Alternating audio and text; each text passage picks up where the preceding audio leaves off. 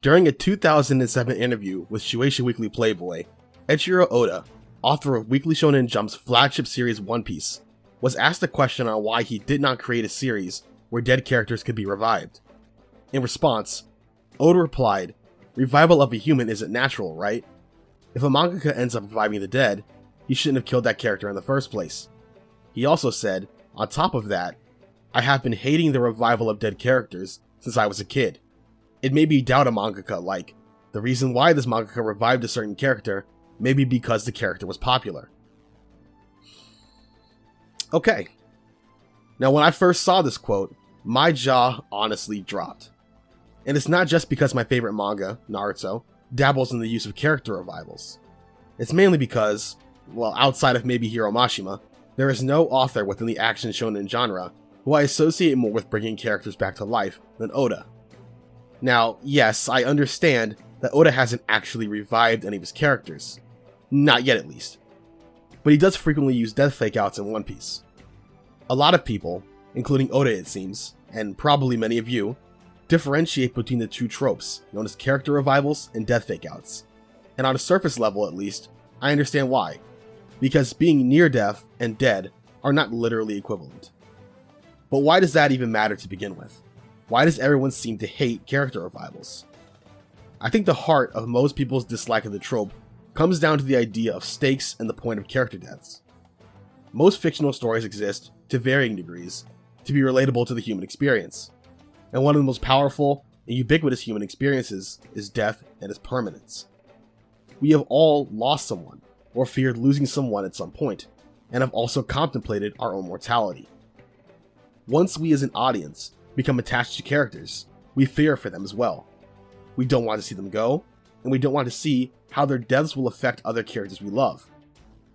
This attachment creates tension and often serves as the most substantial stakes in a story. Will the hero survive? Will they be able to stop the person precious to them from dying? So when a character dies and is brought back to life, we lose some of the ability to feel that tension and relate to the characters.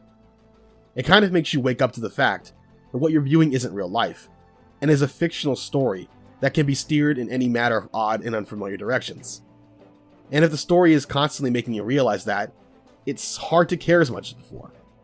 If Goku, for example, can die in a certain moment just to come back later on, why should we really be invested the next time he's in mortal danger? Not only that, the moment where we thought the character died feels cheapened. To feel strong emotions about losing a character, and have them betrayed, feels like you're having your emotions unfairly manipulated. And as a result, the author loses a bit of our trust that, in the future, death will have its proper meaning. For my various thoughts on the subject, I think it's very understandable that reviving even one single character could completely change the way some audience members engage with the series. I think this is what Oda was alluding to, and to some extent, I do agree with him. But because I agree that reviving a character can be unsatisfactory, I think it's a bit ironic that Oda is the one to say so. Namely, because character revivals and death fakeouts are the same thing. Now hold on before you get mad, let me try to break this down a bit. Yes, I understand that bringing a character back to life and explaining that they never technically died are not the literal same thing. If you were to miraculously survive a plane crash and dramatically appear at your own funeral, it would not be accurate to say that you came back from the dead. But we're not talking about real life. We're talking about fiction. And in fiction, these two concepts basically function the same way. When a character on screen is implied to be dead, they are in a bit of an uncertain state, both alive and yet not alive. That's because the author can commit to them being dead or reveal that they were never dead pretty much at will. Take this example from Dragon Ball. During the King Piccolo arc, Krillin gets his neck broken after the 22nd Tenkaichi Budokai by Tambourine, and Goku is soon after defeated by King Piccolo. Krillin and Goku are both originally stated to be dead by other characters, yet only Krillin actually has to be revived by the Dragon Balls. That's because Toriyama reveals that Goku never actually died. There isn't even a good explanation for it, he just didn't die. Because in a fictional story, an author can simply decide that on a whim. You, the reader, see and hear that Krillin is dead. You also see and hear the same about Goku. But because there are unreliable narrators in fictional stories, neither one is true until the author does something to definitively commit to one or the other. In this case, King Piccolo was an unreliable narrator when he claimed that Goku was dead.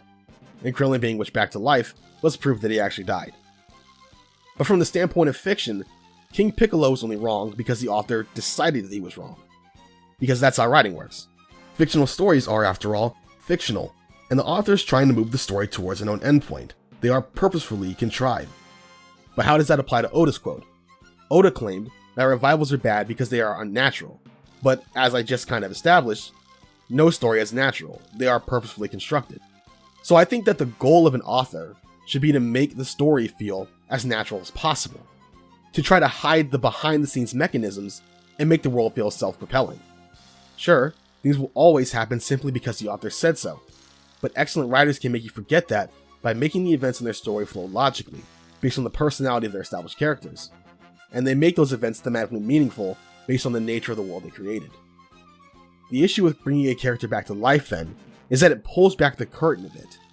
You kind of get that feeling, as Oda said, that the author just didn't want that character to die. They weren't quite able to pull the trigger, and it feels, well, unnatural. However, Oda's opinion also misses a few crucial things. What is natural in a story varies. Fiction doesn't have to follow the same rules and logic as the real world, or any other fictional world for that matter. If an author establishes that coming back to life is possible in their universe, then there really isn't anything wrong with that happening in their story. In the same way that Oda created a world where Luffy can be instantly healed by eating meat, Toriyama is well within his rights to create a story where characters can come back to life with magical wishing orbs. But perhaps more importantly, Oda misses that bringing a character back to life is not the only way to cheapen the idea of a natural death. Looking back at Goku's fight with King Piccolo, Goku never dies, but when I read Dragon Ball, I found his fake death to be far more dissatisfactory than Krillin being revived. Why? Because Toriyama offers no serious explanation for why Goku survives. He simply says that Goku's heart stopped beating briefly before it came back minutes later, and you don't really get any more information than that. In real life, you can't come back to life, but if you do survive something miraculously, how it happened also can't just be hand-waved. So in fiction, if the author doesn't convincingly explain how a character survived, then that character surviving is just as unnatural as them coming back to life, maybe even more so. And if that's the case, character revivals are basically just spicy death fakeouts, so why should they be treated any differently? I say they shouldn't. Character revivals and character deaths are similar ideas, both simply tropes. Whether they are good or bad depends entirely on execution, not prejudgment. Okay, but that leaves us with just more questions, namely, what constitutes good execution? In my opinion, the answer is simply, do the pros outweigh the cons? Because bringing characters back to life is so controversial, I think a fair middle ground is to say that authors who use the trope must, first, justify killing the character, second, justify bringing them back, and third, come up with a reasonable mechanism for how they came back. If the author can't do all three, then they either, as Oda said, should not have killed them or should not have brought them back. Now to be clear, because revivals and fakeouts are so controversial, I also think that they need a lot of justification in order to use. The primary value that the author gets from creating a death fakeout or a revival shouldn't be negated by the fact that it happened. Simply put, if all we're supposed to get out of a scene when a character dies is that it's very sad, bringing them back to life gets rid of all of that. So the scene itself should accomplish more than that basic function. The author must demonstrate that for reasons of serious character development or thematic relevance, use of the trope was necessary, such that it would be impossible to achieve the same effect without it. Okay, now that the ground rules are set, let's do the completely uncontroversial thing of breaking down these two tropes by comparing Oda's use of death fakeouts in One Piece to his contemporary Masashi Kishimoto's usage of character revivals in his hit manga, Naruto. Let's start with the more controversial of the two tropes, character revivals a la Naruto. The Pain arc perfectly demonstrates what I'm talking about. During his invasion of Konoha, Pain kills scores of civilians, including two we know very well, Kakashi and Shizune. Kakashi dies from chakra loss, using his Kamui to save Choji and the information he carries about Pain's abilities. Shizune dies from having her soul ripped out by one of Pain's paths, after having the information regarding Naruto's location taken from her mind. At the end of the arc, after clashing with Naruto in a battle of epic proportions and confronting him man to man, Nagato revives everyone that he killed during his rampage, and then dies himself, creating two of the relatively few incidences of character revivals that Kishimoto uses. Of these two situations, I only consider Kakashi's revival to be executed well. For Kishimoto, this was always going to be a tough sell, because Kakashi is one of the most important characters in Naruto, and his death shouldn't be taken lightly. Had his death simply been used to make us tear up or fuel our resentment as the audience against pain, only to reveal that it never really mattered, I would hate it. However, Kakashi's death is used specifically to fuel Tsunade and Naruto's resentment against pain as well, which is incredibly significant. The central question in the pain arc is whether or not Naruto will be able to overcome his hatred of pain, and find a different path towards peace beyond simply crushing him. Tsunade is unable to do that, but Naruto can. And while the death of Jiraiya certainly contributes to the ideas Kishimoto explores here, I think that the added depth of Kakashi's fresh death helps make Naruto's decision to reconcile with Nagato all the more powerful. Naruto has to face the loss of another dear mentor, and face the man who did it seconds later, showing an incredible strength of will to not exact his revenge on pain. Kakashi's death also serves a few more purposes.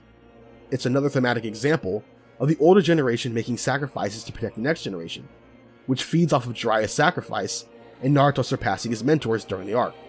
Kishimoto also uses Kakashi's brief time as a spirit to have him reconnect with his father, bringing the story of the White Fang to a close, the same way Naruto was able to meet with his father during the arc, which then leads to a great moment between Naruto and Kakashi at the beginning of the Five Kage Summit. So to me, all of these important thematic and narrative points makes Kakashi's death meaningful and indispensable to the series. The second question is whether Kakashi should have been revived. Yes, again, for numerous reasons. If you believe that Nagato's decision to bring Kakashi and the other dead Konoha civilians back to life was overly convenient or optimistic given the dark tone of the arc up until that point, I understand that point of view. However, that moment is essential to Nagato's character. His journey is one to discover the original ideology that he inspired Jiraiya with, such that he can entrust that ideology and his true dream to Naruto, just as Kakashi entrusted the future of the village to Choji, Naruto, and his generation. Nagato atones for his actions with his death by bringing back the people he killed, an action that he chooses in order to break the cycle of hatred that he created himself. By befriending Naruto and repaying Konoha, he ensured that his village and Konoha would not hate each other. Konoha confirms as much as he dies, making peace with Naruto and deciding to chase their shared dreams of peace together. And by sacrificing his life, Nagato paid his dues for everything he did in service of the Akatsuki. As for Kakashi, he will only become more important going forward in the story of Naruto. His relationship with Obito is front and center during the war arc, and Kakashi is also utilized in his role as a mentor to Team 7. There are too many things that just don't work if he were to stay dead. I also think it's noteworthy that Kakashi's death scene, for what it's worth, isn't very grandiose or spectacular. He sort of just dies over the course of 3 pages. To me, that's an indication that Kishimoto knew what he was doing. Had he milked Kakashi's death, using the same great fanfare that he used for Jiraiya's death, Kakashi's revival would make that moment feel like a bad joke. But when I reread Kakashi's death, I get the feeling that what's more important isn't his death itself, but the effect it has on other characters. And reviving Kakashi after the fact does nothing to change that. It doesn't undermine Naruto's decision to move forward with Nagato, because Naruto had no idea that Kakashi could come back to life. And it only serves to make Nagato's character shine after he reconciles with Naruto. So Kakashi's death and his revival are both justifiable. But what about my third criteria, the method? The art of Rebirth is a great mechanism that makes sense in the flow of the story and has significant meaning. We already knew, heading into Naruto's fight with Pain, that those with the Rinnegan had godlike abilities. Multiple of Pain's paths have the ability to interact with souls, and one's main ability is to revive. The Rinnegan is established as being tied to the Sage of Six Paths himself, and it is clear that reviving the dead isn't a crazy idea for someone like that. Secondly, the ability is reused. If this had been a one-off jutsu, perhaps some could find it unsatisfying. But it's actually a very important jutsu, being used to revive Madara later in the story. Lastly, when Kishimoto does revive a character, it often requires sacrificing a character in return. The earliest example of this is Gaara's revival by Granny Chiyo, which resulted in the latter's death. The Art of Rebirth is no exception, taking Nagato's life. I think that requiring bringing back a character to take a life reduces the sting of reviving that character, because it makes it clear that death still matters. It's a bit of a Thanos soul for soul situation. And in this instance, sacrificial death was the perfect conclusion for Nagato, so it gets full points from me. All in all, Kakashi's character revival hits all 3 points that I believe are necessary to justify bringing a character back to life. Taking this event out of the story simply hurts it more than it helps it. But to remind you that not all revivals are good, I have to bring up Shizune. She also dies and is revived in this arc, but it is nowhere near as good as Kakashi's. Everything I said about how important the Rin rebirth was for Nagato still applies, and the mechanism of the revival is still good. However, the first and second elements are both lacking. Kakashi's death was incredibly significant, but Shizune's simply was not. It's not something that we even know if Naruto is ever aware of, and not even Tsunade comments on it. Nothing is done with her death or her revival, and she isn't very relevant going forward outside of occasional war cameos. The scene itself only really serves to add a little more tension prior to Pain destroying Konoha, and basically functions as a less good version of Kakashi's moment prior to it. So I think this is one character revival that the story could have done without. This is what most people think of when they think character revivals. But like I showed with Kakashi, and alluded to with Gaara, that's not the only way to look at things. I believe that Oda is wrong. You can write an excellent scene around a character being revived. Now what about Oda and his death fakeouts? Am I trying to say that he's a fraud? Not quite. Oda has shown himself quite capable of writing excellent death fakeouts in the past, the best of which by far being Sabo. Sabo, the rebellious son of an aristocrat, became brothers with Luffy and Ace in the Goa Kingdom. Together, they forged their shared dream of seeking freedom on the seas, until Sabo was forced to return to his prison-like elite home. In a final ploy to gain his freedom, Sabo set out in a ship of his own, only to have it destroyed by a passing celestial dragon.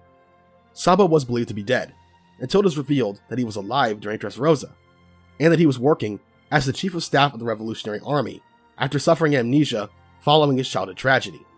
Amnesia aside, Sabo's death fakeout is a perfect example of how great Oda is at tying different character ideas and themes together. Luffy flashes back to Sabo's death after the battle at Marineford, realizing just how weak he was, having been outclassed by over a dozen different combatants, Navy and pirate alike. Because he was weak, he failed to save his brother Ace, just as his childhood weakness left him powerless to save or even avenge Sabo. And just as Luffy as a child is able to keep moving forward because he had Ace to get stronger with, the ultimate conclusion that Luffy is able to come to in order to overcome his pain and sadness is that he is still not alone. Now he has his crew, and as long as they are with him, he can become strong enough to prevent future tragedies from occurring. This scene, very commonly seen in the One Piece fandom as one of the most powerful moments in the series, only works as well as it does because of Sabo's excellent flashback death. Oda also does a great job justifying his revival. Sabo's inclusion and return in Dressrosa is fitting because, as both he and Luffy point out, the kingdom and the way it separates the winners from the losers is very reminiscent of the Goa Kingdom. Sabo, no longer the powerless aristocrat boy he once was, is able to protect his brother Luffy, and help save Dressrosa from the fate that befell his home. He does his part to help thwart the plans of the former celestial dragon Doflamingo, a reversal of how a celestial dragon was the one that hurt him long ago. Sabo's return also opens up numerous avenues for the future, as he has already become a leading force in the Revolutionary Army, and will interact with Luffy later in the story, achieving their dreams together, and finally closing the book on the brotherhood they shared with Ace. Finally, Oda more than explained Sabo's survival. He clearly showed Dragon both before and after Sabo's tragedy, opening the door to years of speculation that he saved Sabo. Oda also left an Easter egg in a chapter covered during Punk Hazard, showing that someone left 3 sake cups at Ace's grave, there being almost nobody else that would have known about their past and been capable of reaching that secret location in the New World. Even the anime has its own specific additions to pave the way for Sabo. His survival is no shock, but it still maintains its impact. Sabo's return is incredibly meaningful, and will only gain more importance in the future, such that it's a fantastically laid out plot twist and fake-out death. However, not every one of Oda's death fake-outs is as well thought out and meaningful as Sabo's. There are a lot of examples I could use, but a good, recent example is that of Pound during Cold Cake Island. Pound is one of the former husbands of Big Mom, and father to Lola and Chiffon. He's thrown away by Big Mom, something she does to all of her ex-husbands once their children are born, and he ends up helping the Straw Hats as they navigate Big Mom's territory. Because of his actions, Pound ends up on Big Mom's bad side, and ends up taking on the far more powerful Oven later on in the arc. But how do we get there? After Gang Capone Beige defected from Big Mom's crew, alongside his wife Chiffon, Oven set out to kill them and their entire crew, including Pound's grandchild. Pound leaps out and attacks Oven to save them, successfully distracting him long enough for them to escape. This, maybe even more than the infamous Pell incident, is Oda's most exasperating death fake-out. Oda establishes that Big Mom does not see her former husbands as family. Cracker comments that he is allowed to kill him, and Oven explains that he sees no real issues with it either. This is thematically in stark contrast to Sanji and Luffy during this arc. Sanji shows respect for both the family he hates, but is tied to by blood, Germa, and his found family in Zeph and Luffy. Luffy, for his part, accepts each member of his crew for who they are, and welcomes them as family. So the stage is set for a great exploration of the idea through Pound, who is fighting to protect the family that doesn't even know he exists. Pound's last scene, in the manga proper, is him flashing back to his brief time with his daughters, and internally monologuing about how he's glad that they were able to find happiness. This unselfish wish for them to thrive is the exact spirit that Oda praises throughout this arc. The scene ends with Pound smiling and waving at his departing grandson, as Oven raises a flaming blade and swings it directly at Pound's neck, followed by a cut to black and Oven's bloody sword. We haven't seen Pound back in the manga proper yet, but the reason I keep saying manga proper is because, almost 100 chapters later, Pound was revealed to be alive in a manga cover story following Beige's crew. For those of you who are unaware, Oda often uses the first pages of his chapters, the cover page, to tell a short story happening parallel to the main story, with one page dedicated to it per chapter. That's what he used earlier in the story to foreshadow Sabo's survival. But there's a difference between foreshadowing a fake death out in one and actually executing a death fake out in one.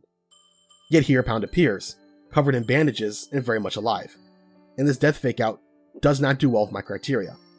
First, I think that his death was unnecessary.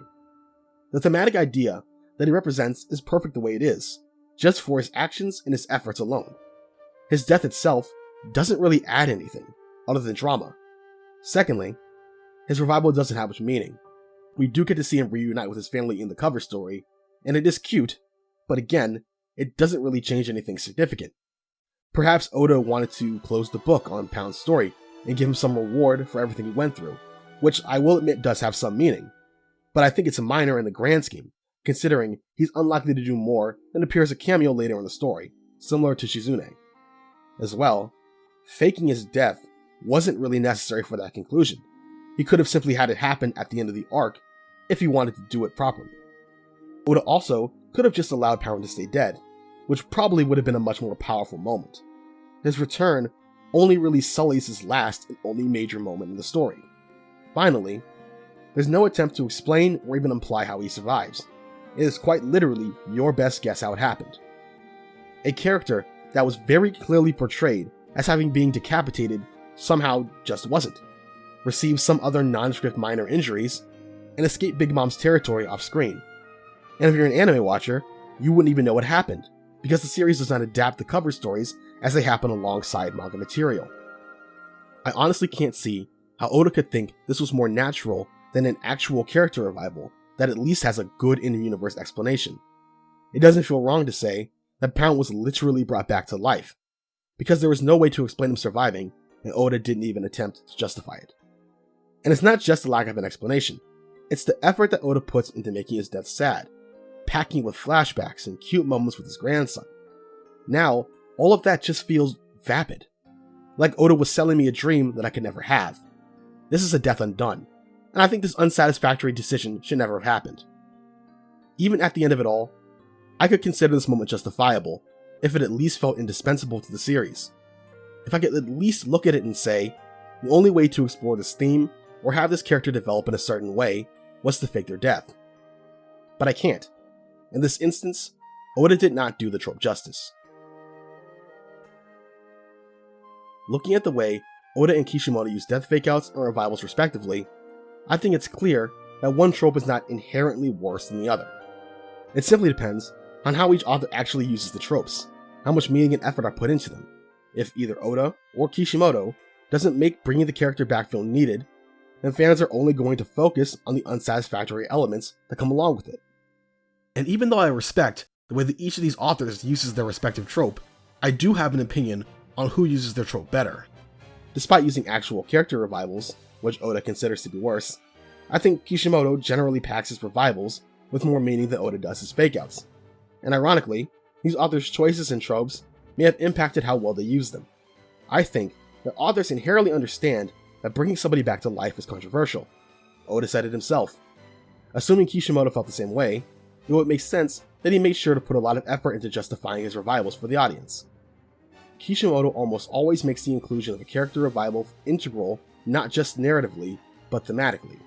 Outside of Shizune, the only major character revivals are Gaara, whose revival in the Gaara rescue arc is used to develop himself, Granny Chiyo, and Naruto very effectively, Orochimaru if you even count him, and Madara, who is incredibly important to the myriad of themes explored in the war arc.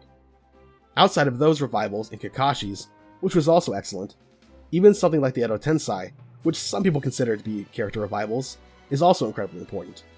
During the war arc, Kishimoto does a great job of using characters like Zabuza, Danzo, Hanzo, and Asuma that allow him to explore new themes, recontextualize old ideas, and develop both the dead and living characters involved. He also makes sure to leave alone certain characters, like Jiraiya and Kushina, that were simply left better off dead because of the superb impact that they had on the story when they died. They also, of course, go back to being dead at the end of the arc. Kishimoto also always foreshadows how a character will be revived and makes the method of the revival meaningful, sensible, and often have a cost as well. In comparison, if Oda doesn't consider his fakeouts to be revivals, then maybe it's not a surprise that he did not put as much effort into making them feel natural. Looking back at his track record in One Piece, I think there's evidence for that. There's Pell, Igaram, Pagaya, Bon Clay, Brownbeard, and more.